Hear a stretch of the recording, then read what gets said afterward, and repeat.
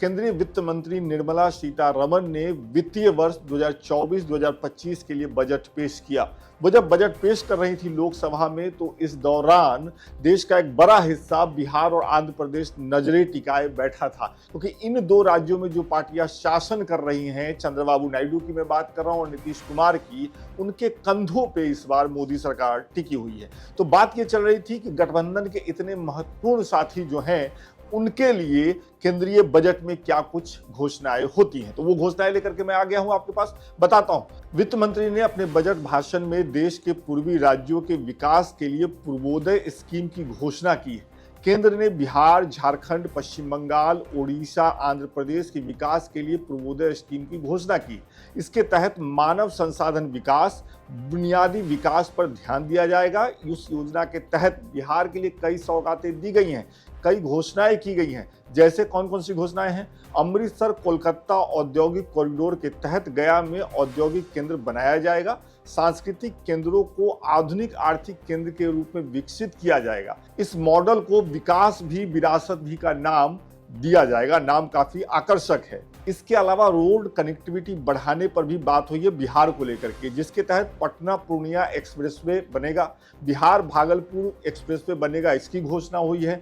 बोध गया राजगीर वैशाली दरभंगा एक्सप्रेसवे का भी निर्माण किया जाएगा। और इस सब के अलावा बक्सर में गंगा नदी पर 2 लेन का पुल भी बनाया जाएगा। इसके लिए, इन सब चीजों के लिए, सड़क बनाने के लिए, पुल बनाने के लिए लगभग 26,000 करोड़ रुपए खर्च किए जाएंगे। इसकी घोषणा केंद्रीय वित्त मंत्री ने की है। इसके अलावा केंद्र सरकार ने काशी के तर्ज पर गया में विष्णुपद मंदिर कॉरिडोर और महाबोधि मंदिर कॉरिडोर के निर्माण का भी फैसला किया। इसकी भी घोषणा हुई है।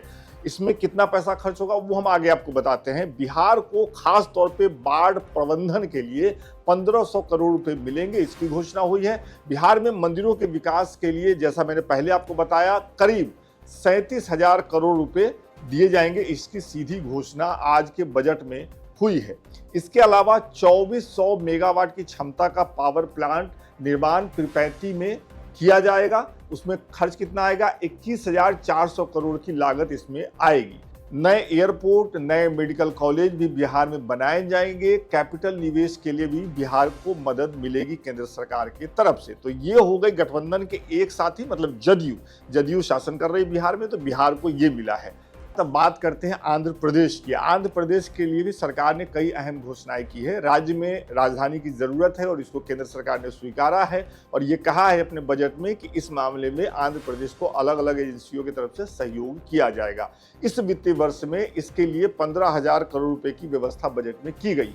वित्त मंत्री निर्मला सीतारमण ने कहा कि पोलवरम सिंचाई परियोजना को भी सरकार पूरा कर रही है। आंध्र प्रदेश पुनर्गठन एक्ट के तहत विशाखापत्तनम, चेन्नई औद्योगिक गलियारे में कोपरथी क्षेत्र और हैदराबाद बेंगलुरु औद्योगिक गलियारे में और वाकल क्षेत्र में विकास के लिए भी फंड दिया जाएगा। तो कुल मिलाकर के बजट में केंद्र सरकार ने अपने सहयोगियों का पूरा ध्यान रखा है।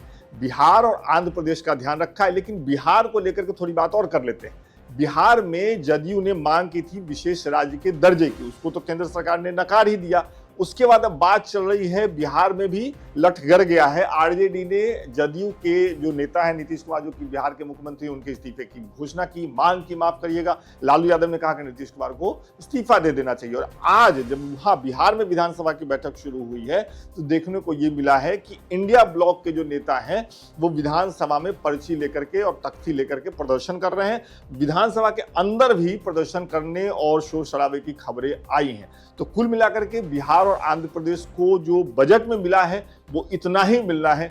और क्या मिलना चाहिए? और लोग ये भी चर्चा हो रही कि नीतीश कुमार की मांग थी विशेष राज्य के दर्जे की, वो तो नहीं मिला है। अब नीतीश कुमार क्या करेंगे? और नीतीश कुमार जो है वो स्थिति को उलझा के रखने के लिए जाने जाते हैं। आज सुबह जब उनसे पत्रकारों ने पूछा, जब वो विधानसभा में जा रहे थे, कि क्या करेंगे अगर विशेष राज्य का दर्जा तो नहीं मिला, तो उन्होंने कहा कि धीरे धीरे देखिए चीजें साफ होंगी।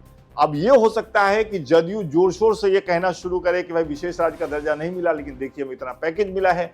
अब बिहार में जो विपक्षी पार्टियां वो कहेंगे कि भाई जो मुख्य मांग थी आपकी विशेष राज्य के दर्जे की, वो तो मिला नहीं। तो कुल मिलाकर के ये स्थिति है। शाम होते होते दोनों पक्ष अपने अपने हिस्से की बात करेंगे, लेकिन हमने आपको बताया है कि केंद्रीय बजट में आंध्र प्रदेश और बिहार, जो कि वहां जो पार्टियां शासन कर रही हैं, जिनके दम पे इस बार केंद्र में मोदी सरकार है, उनको क्या कुछ मिला है। तो लोकमत हिंदी देखते रहिए, बाकी खबरों के लिए भी बताते रहेंगे आपको क्या कुछ हो रहा है। बहुत बहुत शुक्रिया।